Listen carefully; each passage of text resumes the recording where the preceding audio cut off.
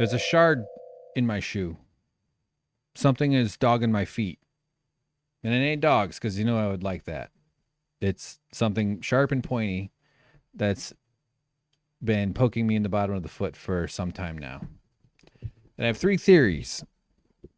One, it's embedded in my skin. Two, it's in my sock.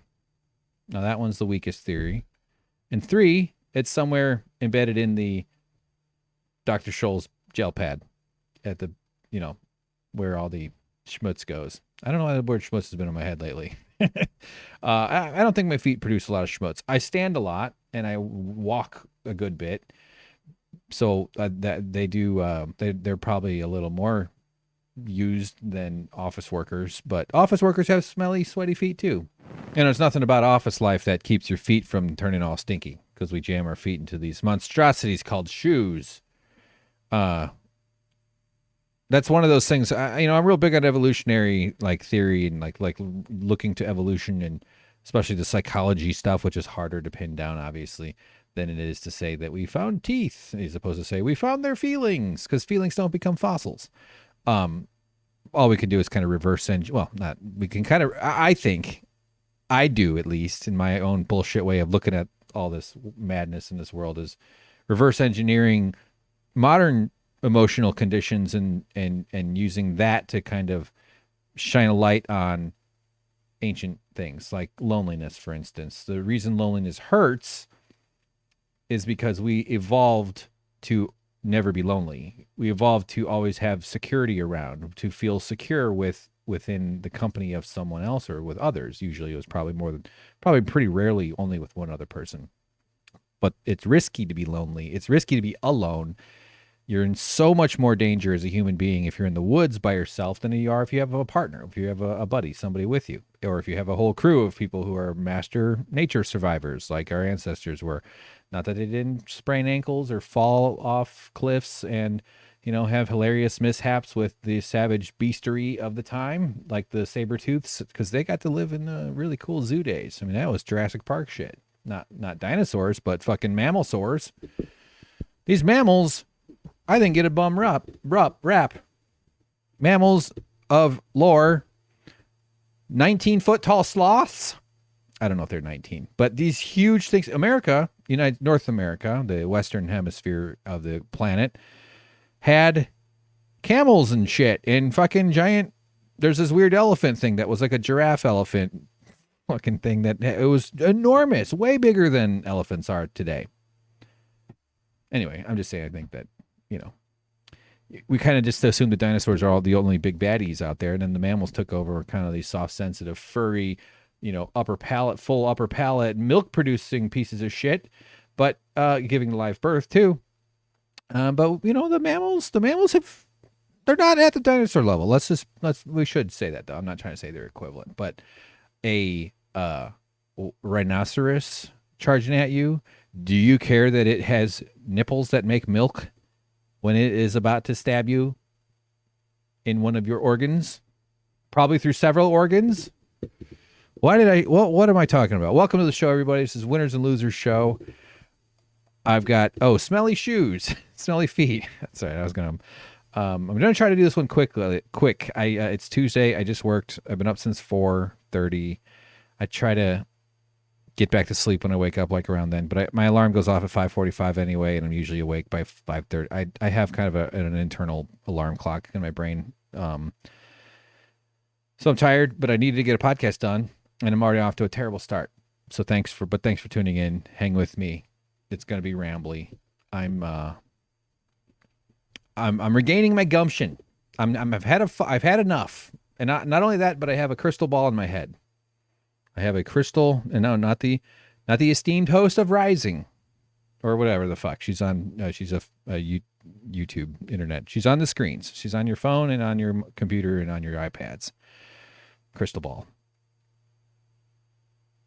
I can see the future, and at my current rate, it's a pretty miserable elderly phase. And I don't want a miserable elder phase. I don't want to. I'm careening directly into elder poverty, unless something changes. This society is not going to make sure I stay out of poverty. in my older days. I might get lucky. Sometimes you can find a place where you won't be totally disregarded, but we're very, very, very, very accustomed to just like, oh yeah, you're not making somebody rich, so you can go die. We don't care. You know, bureaucracy will get you eventually. Stress, confusion, cultural conditioning to never expect anything out of society, all those things. So I've got to make something happen in my life. I have to actually like, it's my job I like a lot, and I'm learning a ton. And maybe there is a future for me in woodworking. I think my future, if it involves woodworking, will be more about videos, honestly. I'm about to start a project somewhat soon. I got so many things I'm trying to do where I'm going to make videos of like woodworking stuff. In fact, I've been doing TikToks. I've been filming them. I haven't put them out yet, but I'm calling it lunch break build, because I get an hour lunch and I usually take about a half hour, 40 minutes or so, and I do some woodworking on my own project. And then I go and I get on my phone in my car and I look at the various people I have a crush on and pine for their attention and their affection in a runaway fantasy version of my head. That cycles through.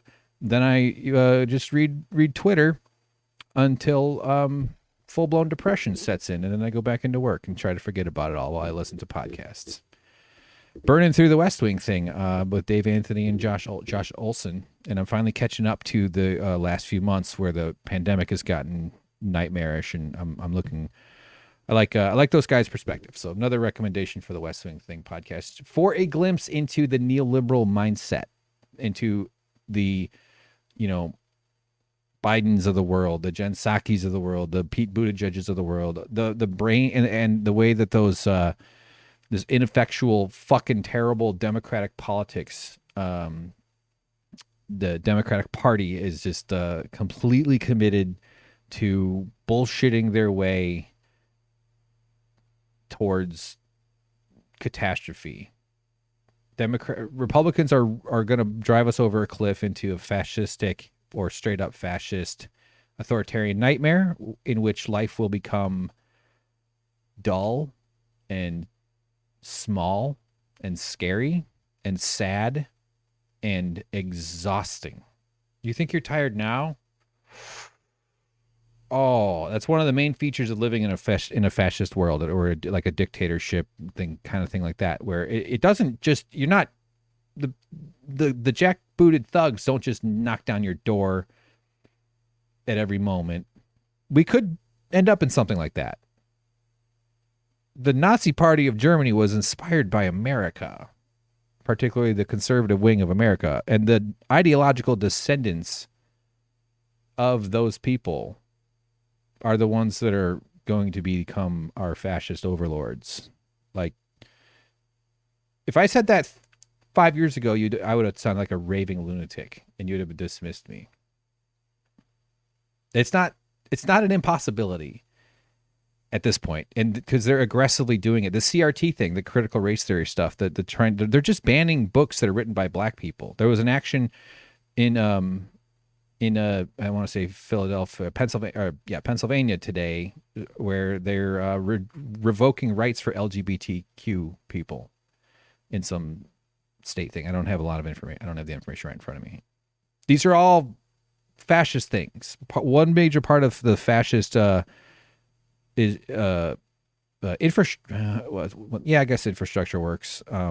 Skeleton, the rib cage of fascism, is a mythic historical past that's false. That's not true. Nazis were trying to tell some story about a mythic German past. We have that well established in America, this mythic past of our founding fathers and the greatness of our presidents and all the bizarre way that we have internalized our American propaganda to think that these guys were like, say, the worship of the Constitution, this 18th century horrible document that no other country, I think there's one other country in the world that's modeled similarly off an American style democracy, but if our set of democracy, our Constitution was the best way to do it, other countries would be modeling it, and they don't. They do parliamentary systems. They're more rational. They have more room for multiple parties, and they split the head of state into two people. The queen, fucking, I would be one of those English people that'd be like, it's fucking bollocks. I would definitely. It's so stupid. And then they have like a figurehead, and then they have a whatchamacallit, a head of government, head of state, head of government. Not that you require the head of, I think that a lot of that stuff is just relics of the era in the 1800s, in the late 1700s and 1800s, when the landed aristocracies, old aristocracies of Europe, were being challenged by the uprising mercantile class, because a lot of people were making money as trade was becoming more common and capitalism was starting to form. That's when the enclosures started. That's when the Luddite movement happened I don't want to say the wrong dates, but like there were these, they killed a lot of the aristocrats as the mercantilism and the capitalists started to attain equal status, if not more, and of course more. But a lot of them just made a deal basically and said, all right, you get to still, Denmark, you get to still have a fucking monarch, but that you're just going to be the rich people that we have. We have some cool buildings, and you'll because you hear about that. Oh, the Queen of Spain got into a Tesla accident today, and it's like, what the fuck? Why do they all do like? So I don't know if a modern parliamentary system, if we were to reset America, if we would need a queen or a king. What we already have those though. They're called the Kardashians and Ryan Reynolds, and well, actually, we got a celebrity to look at right here. So let's get to it, because I'm fucking tired and hungry, and I need to go cook some bacon and some steak. That's what I have. And some green beans. Yes. So final, just to wrap up my opening ramble. I don't know I know where it started, but there was a couple threads there that I left dangling. But I do have something in my shoe that I need to investigate, and I'm going to get it out. I realized today, because I looked at my foot. I'm not completely helpless. In fact, I've been doing a little yoga. My favorite yoga position is the downward, not the dog. What's the one, the child, where you just like lay on your knees and put your head on the ground and cry. I also like the happy baby. And if you don't do yoga, well, I suppose you should Google that. That's a safe Google. It's just you lay on their back and you pull. It's like how babies hold their legs when they're like having fun, while you like wipe their, God's applesauce off their applesauce hole. I've never changed a baby's diaper, and it's definitely, I've seen it though. I've been up on there. I'm just like, God, how can you? I mean, I know it's your kid. Even if it's not your kid, you're still gonna do it. But it's just like, whoo, that is something else going on. Jesus Christ. So happy baby is a yoga position where you kind of pull your knees up and you do that, and it's a good bed stretch. That's why I like it, because I like the yoga stretches that aren't about trying to like break something. Also, both of my wrists can't support my body weight because of repetitive stress injuries. So so I have a hard time doing floor stuff. I have to use my fists and things. But I like the happy baby so much I sleep that way. I just like to sleep that way. So it's just comfortable. But anyway, I'm flexible enough to look at the bottom of my foot, is what I'm saying. And yes, I am quoting my dating profile. Oh man, speaking of that, I've been writing. I think I'm getting closer to having a fully written dating profile. Well, at least most parts of it. I need to work on the COVID section. It's nice that this pursuit of love and affection and either orgasms is it requires having a policy about tolerating her germs. I think that's healthy. You're supposed to have honest, open conversation with partners about germs. I've actually always been pretty upfront about it. I'd go, and I'd shake her hand and say, no STDs. And I'd shake her hand, left-handed, because for some reason I'm sitting on my. So, yes, be honest and open about germs, and make having a clean wiener a turn on. Is that so crazy? No, it's not. Get tested, make sure you're all good. Condoms are great. Always encourage their use. But if you agree you're not going to use condoms, then go get, be more thorough and say like, yeah, I got boop, boop. We're clean. Pow. Oh God. This is why the thing I am most grateful for in the world is that my parents can't type. Because if they could use the internet the way lots of people can, and I knew that they were seeing some of this, I would be so horny. No, not see. All right, it's all gonna. I'm just wondering why I do any. See, the gumption. I'm trying to get back my gumption and not let my overwhelming embarrassment. That's the problem with being a comedian or doing funny stuff, is that you really can only do it publicly. You have to fail publicly. It's one of the more humiliating things to like try. It's great when it works, and so that's one of the reasons I miss stand-up. Is if it works, you just hear this wave of joy wash over you. You know, and your narcissism flares just so. It just feels great. When you do this kind of thing, occasionally I'll get nice comments and stuff, but I'm just mostly operating on faith and delusion that I'm funny enough to carry this. I'm doing this shit solo, which is fucking stupid. I am gonna get guests though. I'm strategizing. Things are happening. I'm starting to get out of my shell. Including I actually called the Majority Report with Sam Cedar and got on. And I talked about woodworking with him. That was kind of cool. That was really cool. He's into woodworking, and I'm looking forward to sharing some of my knowledge and my mistakes. I told him a quick story about how a piece of wood bounced off my eyeball. So, yeah.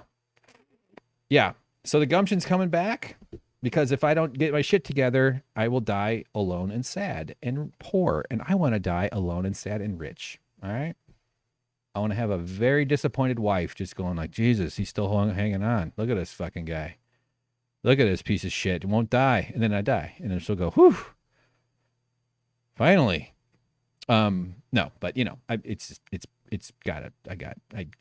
can't afford to live. I don't have money. So I'm looking for the shard in my shoe. Fucking 17 minutes already. And well, no, I haven't looked for the shard. I looked in my sock and I changed my socks. And that's the weak theory, right? Because I do change my socks. I will occasionally wear the same shirt over and over, honestly, because I just go get sweaty and like dusty. Like why ruin a clean shirt? This black, yeah, I'm wearing a black shirt here with navy blue on the inside. Black and navy blue, terrible color combination. I'm aware. You think the oak that I sand all day gives a fuck? Yes, it's very pretentious. So I looked at my foot. I couldn't find whatever was causing it, you know? And I think it's a piece of brass, because like one of the tools I use is a router, little powerful little engine thingy that spins a cutting tool real hard, real fast. And I go, and it goes through a piece of brass on purpose. And all these little metal bits fly everywhere. And I sweep them up. But gravity being the fussy bitch that it is, brass goes down where my feet are. So that's my theory. But I believe it can't be in my, if it were embedded in my foot, I only feel it when it's in my shoe. I mean, when my foot's in my shoe. And so I've dialed this in, and I have seen at least 2 episodes of CSI New Orleans or Miami, or maybe New York, Poughkeepsie. And so after this, I'm going to investigate. But I got to let it dry up a little bit, you know, because it is a little bit swamp foot in there since I've been wearing shoes and walking around since 6 a.m. Fuck. Okay, so we got a thing. Let's talk about celebrities. Thanks. Sorry, God. Okay, let's get into some celebrity stuff. This is Jimmy Fallon's show. Someone tweeted this, and this video is kind of haunting and weird and sort of just a snapshot of this world we're in. And I honestly don't know who this woman is. I'm sure she's famous. She's probably, I'm guessing, a vocalist of some kind, a musician. So yeah, let's get this going, and you'll understand what I'm getting at really quickly. This is about NFTs and crypto, and just the kind of blandness, the normalization of it is so swift. This bullshit technology that just transmogrifies electricity into profit. It's all a Ponzi scheme, and it's a giant bubble. And I don't follow it super close. I know there was some crypto sell-off the other day, and a good show that's done some decent reporting on it is a show called Left Reckoning with Matt Leck on and David Griscom on YouTube. They're part of the Majority Report family, but they've been on the crypto watch for a little while and can explain it pretty well. So that's a channel I'd recommend. And then there's another YouTube video that I'm going to recommend after this one that's great, and you definitely should watch it. It's a 2-hour explainer, but it's like fantastic. So it's like, because it is, this shit's not going away. It's so annoying that we have to learn about this stuff, but it's not going away. So we're stuck with it. You might as well get to a point where you can explain it to your, family that heard about it at the COVID salon, and be able to kind of maybe talk some sense into some people. It's not possible. There's no sense talking anymore. The days of sense talking are long gone. Enough rambling. Let's listen to this. Yeah, I jumped in. I know, I heard. I'm so happy I taught you what they were. You did. You taught me what's up, and then I bought an ape. I got an ape too, because I saw you on the show with people, and you said you got a MoonPay, so I went and I copied you and did the same thing. You did? Mm-hmm. This is your mine. ape. Yeah. It's really cool. This is your ape. It's Jimmy Fallon interviewing a celeb. I know who Ariana Grande is. She was in Don't Look Up, and I also knew her from before that. I don't think that's her, though. But it could be the same. You know how in the movie Ladybugs, they all dress up in the same uniforms? That's what I mean. So Jimmy Fallon's holding up her ape. She's got an ape. She's bought one of the NFT apes. These things are now somewhat iconic, I guess, or at least emblematic of this bizarre thing where they've created false scarcity. That's the only upside of this whole NFT thing, is explaining false scarcity. You can maybe point to it and say they are just doing bullshit computer jargon nonsense with blockchain technology to create unique codes, and then call that and decentralize the distribution storage of those codes. I think I'm getting it. I don't know if that's, and then that they say is rare. And if it's rare, no one else gets to have it. And if that's the case, it's valuable. Exactly what we do with water and vaccines and love and fire and heat and things that make human beings feel okay, like food. Kroger employees who are homeless, I think I used the wrong number. I think it was 14%, but there's some studies about that. What do grocery stores do?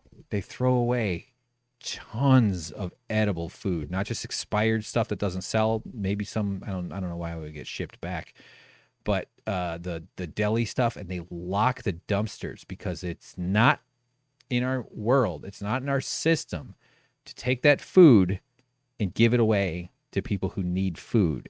That food exists so that a rich person can make money, and the people who work at those places lock food in a dumpster and then go sleep in their cars or on the street and come back the next day.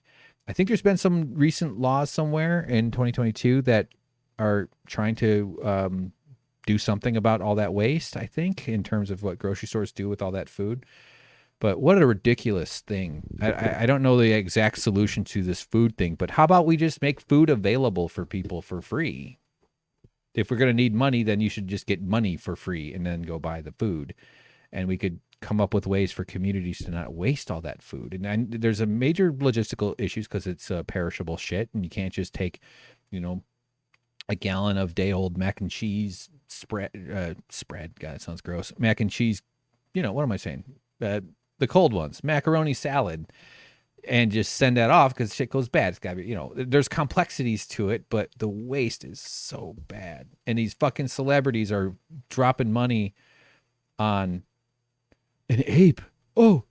Hey, I'm Jimmy Fallon. This is my Jimmy Fallon. First of all, you got to get rid of your upper lip if you're going to do a Jimmy Fallon impression. You got to go, I can't do it. See, I got nice big fat lips. My pussy smoochers. Okay, here. Like the hat, the shades. Okay, it's like a monkey. We got to get back to the close-up. It's a monkey, one of those fucking ape monkeys. It's got shades and a hat. It's like one of those sort of like gay biker hats. Like from like if you were going to do a stereotypical like biker leather daddy kind of gay guy, it's got a chain around it, and it's one of those sort of, decent like lasers, that kind of thing. And I just had a lot of weird thoughts. But shirtless, nothing much else. No, not too many accessories. In fact, none. none at all, except for the glasses and the hats. But actually, very simple and tasteful. I would like to buy this. I have upwards of $200. Now, what? How did you pick? Because you can pick your ape. Yes, I was going through a lot of them, and I was like, I want something that like kind of reminds me of me, but this one, it does. I think we made like another version of it where he takes the hat off and blonde hair comes out. I used to have do now. that's me when I take my pants off. No, that's not blonde. It's a little bit light brown. Okay. Sorry. Jimmy Fallon, keep talking. You want. Animated version. We're part of the same. We're part of the same community. We're both apes. I love it. Oh, Jimmy's got an ape. Guys, get ready for this. Jimmy Fallon's got a fucking ape.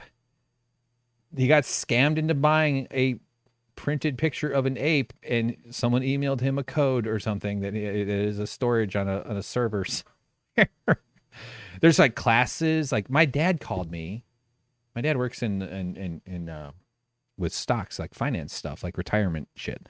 He makes okay money, like not in a like Wall Street millionaire banker kind of way, but like he tells people, yeah, you buy this thing and you can retire for. He can explain the difference between 401ks and Roth IRA, that kind of thing, in a small town, suburban Chicago. And anyway, he's 70 or he's not a young guy anymore, so this stuff is all out of his reach kind of. He's like, what is an NFT? What do you I explained more or less what I told him. I told him more or less what I've been saying. It's a Ponzi scheme. It's only gonna like just it wastes electricity, the blockchain technology and the crypto shit, and like NFTs are just a cash grab. It's mostly used as a speculative asset.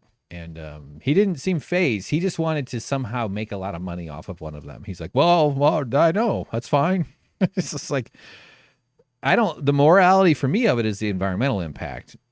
And we agreed, though, like, okay, well, if we could figure out how to do it, we could scam rich people. But you can't. It's not like I can just make an NFT. I could probably find a website that'll charge me money to teach me, to teach me how to do it and mint something. But you have, this is what bubbles do. This is what the hysteria that comes up around bubbles in markets like this, like the Dutch tulip bubble. Look it up. Google Dutch tulip bubble.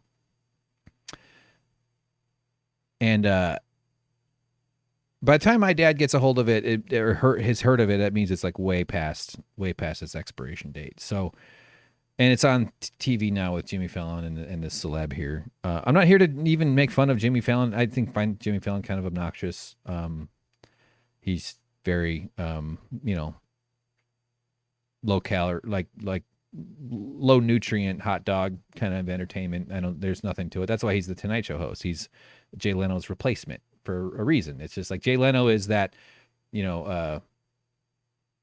bologna with olives in it that they used to eat in the 70s, and Jimmy Fallon is mac and cheese. More modern, but just still gross. And I would eat both of those because I'm a fucking garbage disposal. This is my ape. It's yours. Oh, we got his ape. Yours is so cool. I love the red heart sunglasses. I love Red heart sunglasses is fashionable. This is just video game thing stuff. Like this is just what you want? So a hat, a glasses, an earring, it's man. And I don't even know what I'm getting It at. reminded me of me a little bit because I wear striped shirts. Mm-hmm.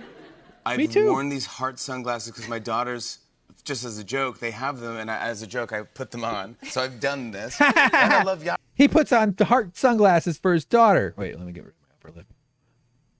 Hey, daughter. I can do a pretty good Jimmy Fallon, I gotta say. And if he wants me to write for him, I sure as shit will. I did all sorts of great bald jokes for him every night, man. Tons of bald jokes. Not rock and being breezy. So I'm like, yeah, that kind of, and I like the blue. Mm-hmm. Dude, look at us. They look like they could be friends. They're buddies. Aren't they special? What is it? What is this madness? What is this? Not to say that the Tonight Show with Jimmy Fallon is the place where they should be addressing every issue to satisfy some raving lunatic leftist who wants to hear about but like we're really just gonna dither our way into the terrifying fascistic future, and one of the things they're gonna do is remove environmental restrictions right away. That's a big thing because it's easy for the president to do that anyway. and boom, and then it's to stop enforcing the laws are on the books too by the staff that they appoint, just like they did in the EPA with fuck, I don't have the name. There's a guy's name, Scott something. Scott. He was a total scumbag. He was an industry lobbyist, and then was put in charge of the agency that would regulate it. So when the Republicans take over, and basically because the Democrats are so ineffective and their heads are so far up their own asses, and they're so committed to this terrible neoliberal project of changing nothing. They're much more palatable in terms of social issues. They can't get anything passed ever because they're corrupt and they're led by dinosaurs, mammal saurs. These outdated Pelosi, Schumer, Steny Hoyer, Jim Clyburn, Biden. I mean, we took we have these octogenarians that were old in the fucking 80s, and they are wrecking this place. And the people who lost to Donald Trump are still in charge, which is the craziest thing. It's madness. So they have their apes. They bought their apes. These people have shit tons of money. I mean, the amount of disposable income when you're that famous. I don't know who that woman is. She might be a homeless person who staggered in off the street. I doubt it. Doesn't fit the profile. But there you go. There's just this craziness that they're talking about this like it's normal. And they're just doing advertising for this thing too. So now even more dumbasses are going to be like, well, how do I get an ape? I need to have NFT or whatever that is. And how do you spell NFT? Like, well, it's spelled ENEFFTEE. Like,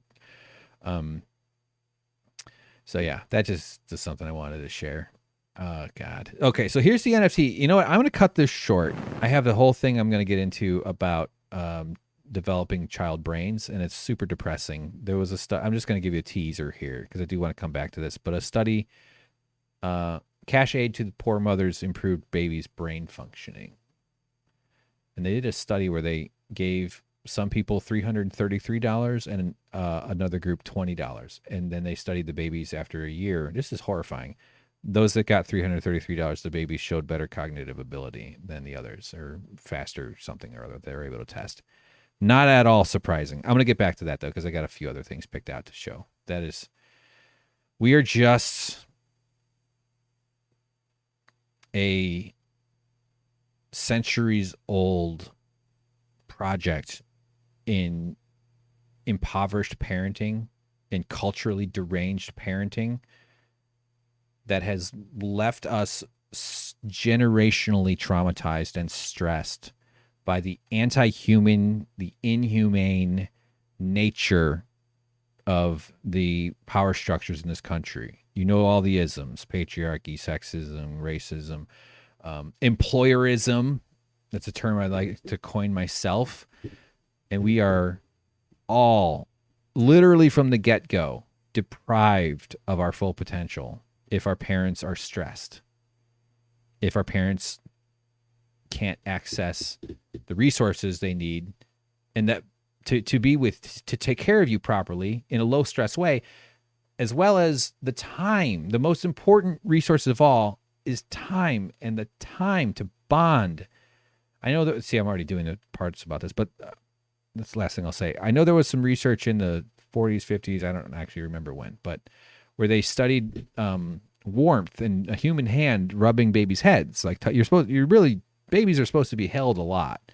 There's a lot of physical contact. The classic picture of a dad sleeping on, or mom, but like the dad with a baby sleeping on his chest, and it's just like, oh my God, that's it. Like, but that's it. Like, you're supposed to be fucking touching. In fact, you're just not supposed to stop being touched. This deprivation just goes on. The literal not being touched thing lasts a long time. I have not been touched other than by accident by a human in quite a while. And I really would like to just cuddle with somebody. I always relate to movies where there's a Game of Thrones scene, spoiler alert, where these guys go into the brothels and one of them just wants her to hold him. That would definitely be me. I don't think I could get it going with someone if I was paying her for that. For like sex, it's like, yeah, I need to know that she wants to, but the holding part, that still seems like, I don't think I would be comfortable doing that either. But I would be I'm leaning onto that one. I just be like, just something warm, please. I'm so tired of. Why? Okay, I'm losing the thread here. These babies, man, they need money. It's expensive to have kids, and you need time. You need parental leave. Okay, we'll get back to that another time because I have a few other things picked out that'll go over that. That's my core. Like, okay, sorry. The thing I care about, I think that I think I organize my politics around, because a lot of this lefty stuff is very theory based. The word theory might mean something different to a lefty brain than others, because there's like a lot of, the concept of, oh, you got to read theory, you got to really understand Marx and Engels and all these other, and Gramsci and all these other guys, and Lenin and blah blah blah blah blah. And I'm not suggesting people shouldn't do that, but a lot of it becomes kind of jargony and academic. And for me, a lot of times I think that there's a communication synapse that's too wide. They're like, we're not reaching, for those that are more prone to that kind of thinking anyway, and the curiosity and the open-mindedness it takes to like open up your mind and your heart. And most people are radicalized by their work situations. I was radicalized for sure by my work situations after moving to LA. Doing gig work, working for the Young Turks, working for Jimmy Dore, all of those were very radicalizing experiences. And so not everybody has that ability to create a sled under their butt to get them to go to that side, or you know what I mean? Like, they have predilections that are going to make them more or less likely to take on this information.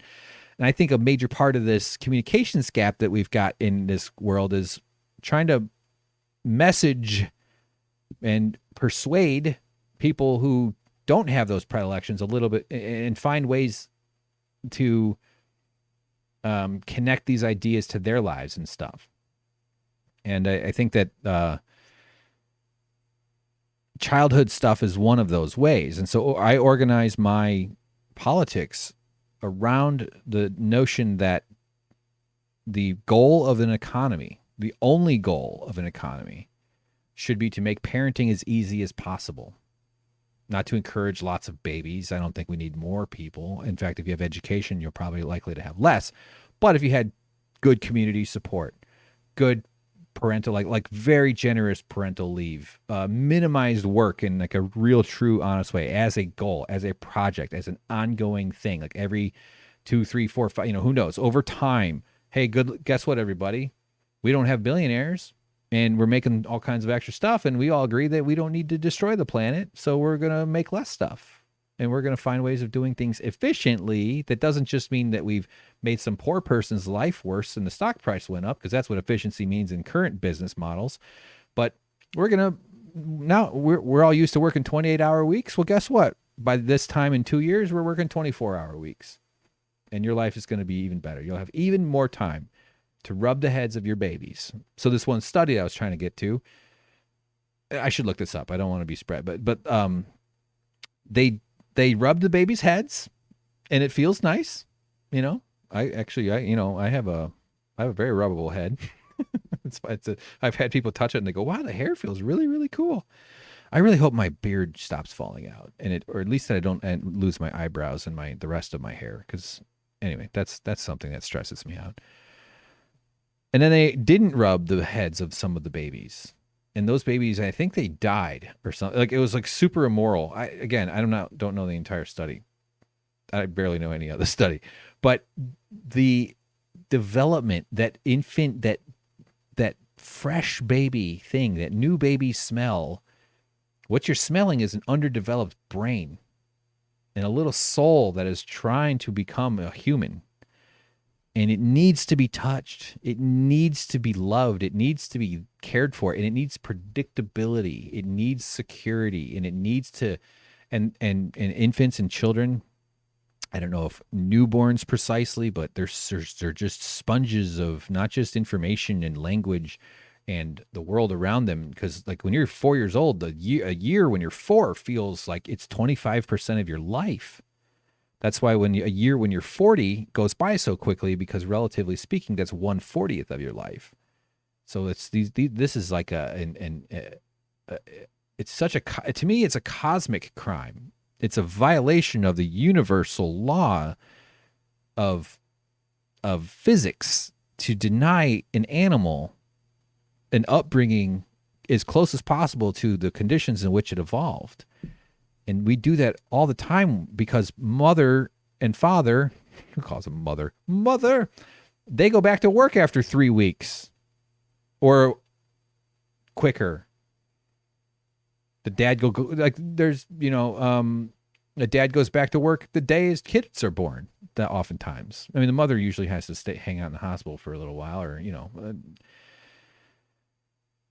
and we're just, and then you go back to work, and your kids go into daycare, and your kids go now they're further separated from you, and the family itself is a construct of capitalism anyway. As a legal unit, as this identifiable legal unit that we recognize, because that's also calling it a nuclear family kind of gives it all away. A cell, the nucleus in the middle where the DNA is, and there's all that crap around it. It needs all the crap around it. It doesn't just work with just the nucleus. So we just have nucleus families, and we're missing community. We're missing all the other infants that would be around our age, all the other moms and dads that would be around that would have taken care of us during evolution. You didn't know who your dad was. You had like 40 dads because everybody was banging. It was just a big old fuck fest the whole time. They didn't know who their parents were. I don't, but like it wasn't a mother and a father. That itself is a destabilizing thing, even in the best circumstances where they're around and they have resources and they care enough to go on Reddit and read how to be a parent.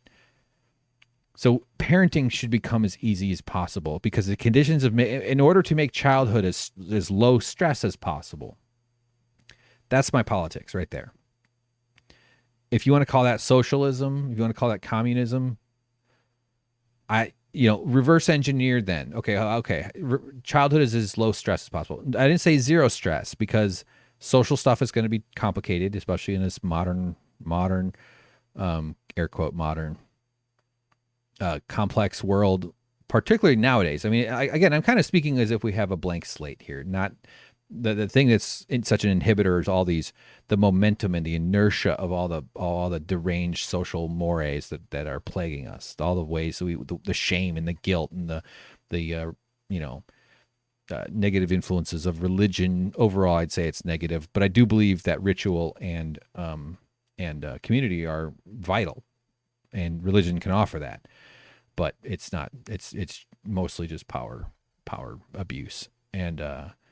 All these, I lost my train of thought. But the way that our world works now is you're left with this developmental deficit. We're starting to get this. That's why this study I think was kind of catching people because it's showing some scientific proof that that's the case. And your whole life is going to be spent dealing with that lack of nutrient.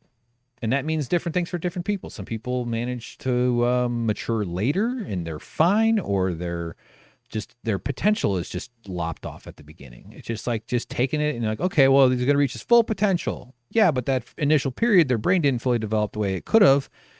And therefore, their cognitive function is always going to be diminished compared to their actual full potential. So low stress childhood, social stuff, accidents, death. Death is always going to be present. It should be present in our lives, not the agonizing, horrifying, egotistical fear of death, but the life cycle, the acceptance of preciousness, the rarity of the time in which we have to be a universe that's literally conscious of itself, knowing that there's death, knowing that finish line forces us to make it valuable, and also to not be afraid of it if we can create heaven. If the world can become heaven, which means low stress and connection and predictable security. And for selfish reasons, this is also the case because I want to live near fewer assholes. Stressful childhoods create asshole adults, more or less. Doesn't mean it always guarantees that you'd be an asshole, but the generation of assholes would go down if children didn't have fucked up childhoods. This trauma is the part of America that needs to be addressed and needs to be talked about is the oceans of pain that swarm. That's not the right word. The locusts of pain that swarm, the oceans of pain that flood our souls and our psyches because our parents had a fucked up childhood and their parents had a fucked up childhood and their parents had a fucked up childhood. And a lot of that sources all the way back to this invention and application of grotesque power differentials, the European colonialism, the invention of whiteness and the invention of race and the harvesting of pain and labor from impoverished people. In America, there's more than lingering, and it's directly connected, legacies of the pain that we forced on indigenous people and on black people, people of African descent, and people of Mayan and indigenous descent here in the Western Hemisphere, and included in that is the horrible, destabilizing, distorting influence of this inhumane system on the European descended people, right? On the white people. I didn't mean to talk about this so much, but it's something I want to read some books on because I know I'm ignorant about, but one stat that jumps out that I'm pretty confident I can verify regarding lynching in America is that there was something like 6,000 plus documented lynchings from the late 1800s until 1960 or so. Now, lynchings just kind of became modernized. I mean, we didn't do the hanging from trees like they used to as much. It became the cops killing people and random, not random, but randos out there who take it upon themselves to enforce apartheid or some kind of violent apartheid on some poor person, some poor victim. But the lynchings were, again, I need to read this because I don't know. I want to understand more how these things were tolerated. And this was a country that many of these, and I don't know the percentages, but the police often helped, left the cage open. Oh, gee, or just made sure that it went down because the police have always been integral. They are the descendants of the KKK and of slave patrols. So of course they were, and it's documented. I mean, this is understood to be part of the process. And they didn't just lynch only minorities or black people. They lynched anybody who tried to stop the lynching, basically. So there was white allies around, abolitionists and such, who would be killed. I think some percentage of those 6,000 was around 1,000 people were white. But it was a terror tactic that was used, and they were community events. I don't know if every single one was like this. Again, I want to read more and learn more, but they would print I mean, it was part of the culture. It was part of, there was some state flag or some city flag in some state where it was literally a tree with a person hanging from it on a government flag. These were, people would bring their children to the town square, and the vendors would assemble to sell snacks and treats and crap, and they would dismember the bodies and take souvenirs, fingers and bones and hearts, and that can't not, and each one of those was a seismic threat to every other person in the area to know that you stay in your place or you're going to end up on a postcard that a bunch of white people are going to send to each other, because that's the culture in this country. So we had a fucking nightmare society, and that hurts everybody because that is all, it's inhumane, man. It's inhumane for that kind of thing to be normalized, and it was normalized. I don't know how, again, on a continent as huge as North America, 6,000 doesn't sound like, you could probably find a way to scale that down so it doesn't sound like that much.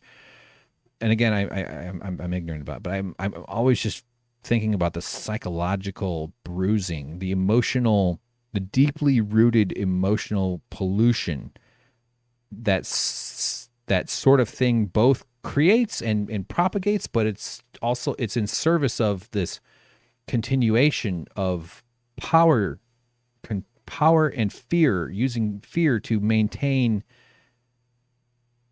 an utterly horrifying society. And boy, this is a lot of shit to go get into right now. Just before I just got home from work, I just wanted to talk for a ramble for a little while. So anyway, that's something that comes up in my head a lot. It's just like, because my personal family, someday I want to tell this story in a very much more, like, I think it would be a really good book. Is like, but both my grandfathers were abusers, and like, it was like, what the fuck went wrong? It wasn't that uncommon to have, you know, the man of the family violently enforcing his own trauma, imposing it on his own children, who then would also have struggles in lives and in their lives. And these cycles we just accept. I had this like stand-up idea, this bit, but where it's more about how like it's cruel that children these days have to grow up knowing that we're going to kill them because of global warming. You're not supposed to be afraid of the environment. You're supposed to be afraid of men. You're supposed to be, don't go near men. Did you know that, man? No, run. That guy's going to kill you. He wants you to get into a van. Like, we just accept it. Yeah. Oh yeah. Some of the men are going to try to kill you. Sure. Some of the men are going to try to rape you. Some of the men are going to molest you. Don't go near men. That's normal in America. And it's good advice. You shouldn't. Don't go near fucking men you don't know. I once was at a grocery store. I'll never forget this day for some reason. But like this little kid, I was just walking, and this is years back in Chicago, and I see this kid, and he's freaked out. He's all like, he's scream crying silently. He's silently scream crying. He's got just mouth wide open, face totally red, and he's by himself. And I very quickly figured out he's alone. He lost his mom or his dad, or he lost whoever's looking after him. And I was like, I can't just I can't stop and see that. And I immediately absorb his like fear. Like I'm one of those like I just absorb. I just take on that thing and that emotion. I'm trying to avoid using the word empath, but it's really annoying. Honestly, I think it's because I had hypervigilance imbued in me when I was a kid. And I'm like, but I can't just be like, oh yeah, that's happening, and then be like, oh look, fucking pork's on sale. Like, how do I not try to help him? What kind of monster am I? And I don't want to. And I was literally deciding, well, I'm just gonna grab him and let him know that he would feel safe. Like, hey, I'm a strange man, but I'm going to help you find a manager. That seemed like the best thing I could do, is to find a store worker and be like, we need to get you to the manager office, and then your mom can find you. That seems like the right thing to do. But I definitely had a thought like, I'm just some dude, and people don't trust bald men. There's something suspicious. And so I was like, well, but maybe I shouldn't, because it's going to look like I'm trying to kidnap this kid or do something weird. And you wouldn't necessarily be faulted for, like, the vast majority of people aren't, of course, but that's like a thought. And don't we want to build a world where that thought is an ancient relic, where I can say, like, yeah, several hundred years ago, the society was so fucked up that people hesitated to help lost children. And it's just as I was like about to go, because I was like, I'm not walking away. I'm not going to just let this freaked out child, he was like 4 or something, like just a kid. I'm not going to let this kid just run off without me chasing, get back here. No, but like, I have to go squat down in front of him. Don't just loom over him and say, hey, I would give him I don't know what I try to make him feel safe. But then he was walking, and he turned a corner, and then he saw some woman who was by a cart. She seemed kind of oblivious, meaning like she wasn't like walking around like harried looking for him. And as soon as he saw this lady, he just like bolted and ran right at her. And he like jumped in the air, and he had an axe, and he like chopped. No, I'm joking around. But that was his mom, I assume. It seemed very normal. It seemed like he saw his mom, and he ran towards his mom because his terror was over. And I was like upset for like 3 hours. I was like, oh. I mean, I didn't go home and cry, but that's how I am. Like, because my brain will grab that.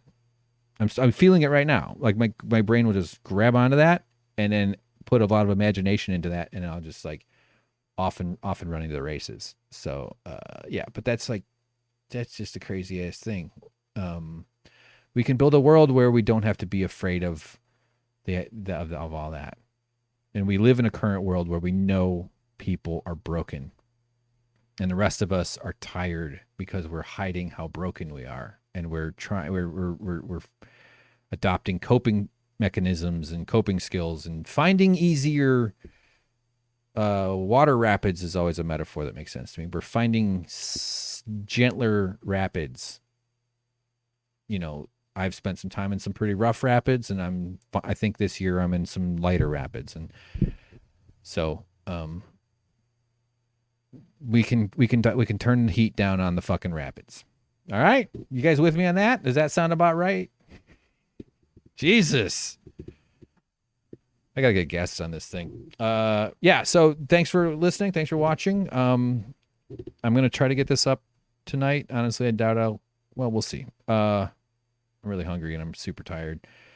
I was going to do it Monday. I have Mondays off because this is much easier to do when I haven't worked for 8 or 9 hours. I've been up since 4 a.m. But I got caught up working on the Young Turks video that I'm making. So the really, really poor choice, and really kind of gives you a sense for why why some of my career advancement struggles might come from. Oh, and I got to recommend this video too. You've been looking at it on screen. You should watch it. Is a 3-hour video rambling about the union thing that I made. That's like a couple episodes back on this channel and on this podcast are about the Young Turks. That's a terrible way to reach new people and to try to get people to pay attention to this topic. And just have the story. I just think people should know a worker's perspective on it. And I'm always going to be as honest and nuanced about it as I can be. So I'm working on a shorter video. I'm hoping it clocks in under 10 minutes. That's still too long, to be honest. I really should just do like a real power, just 2 or 3 minute version. And I probably will after I make this 10-minute version. But I tend to go long and bloated. You can probably tell. But so I'm really going to try to aim to trim this one down and make it tight and make it interesting so that people can get a sense. And everything, all the claims I'm making are supported by the articles and the journalism and stuff. Yeah, union busting is a disgusting thing. It's a terrible thing. And I just think that there's also some greater lessons to be learned from, the Young Turks union, anti-union campaign and the way capitalism and power works. That's what's so interesting to me about this whole story too, is just the kind of, it doesn't make people make good decisions. I can't think Cenk Uygur thinks he made a good call on the union busting. I mean, my God, is there any way that he goes, well, yeah, that was right. Now I got to act like I care about the union after having all this, reputational damage and stuff happen. And why would such poor decision making occur is an interesting question. I'm not going to sit here and act like I know the answer, but people who are in charge who don't really, don't have their, they tend to start thinking their shit don't stink when it does, just like their stinky toes. So watch this video about NFTs. This is a YouTube channel, Folding Ideas.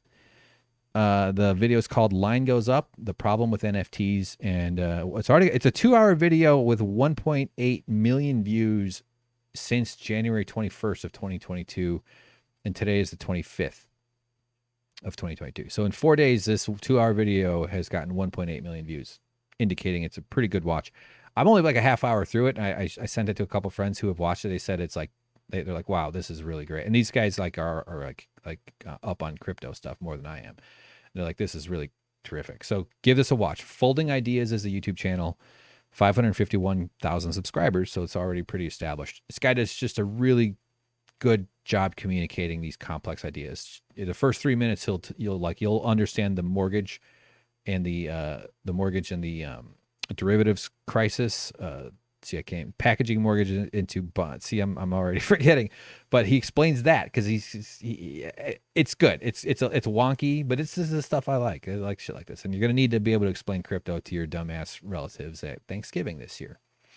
So yeah, all right, guys, thanks for watching. Got some woodworking stuff coming up. Here's a little cool tray that I was working on. No, it's not done, but pieces are coming together, and we're gonna keep looking up and gonna do it again. Keep keeping out for more episodes and more guests, and more gumption, more forced gumption, forced gumption. That's not. I just stumbled into that one. Let me write that down. Forrest. No, I'm not. Bye. Love you. Bye. You have worth. Don't forget it. Fuck this nightmare capitalist dungeon of a society. See ya.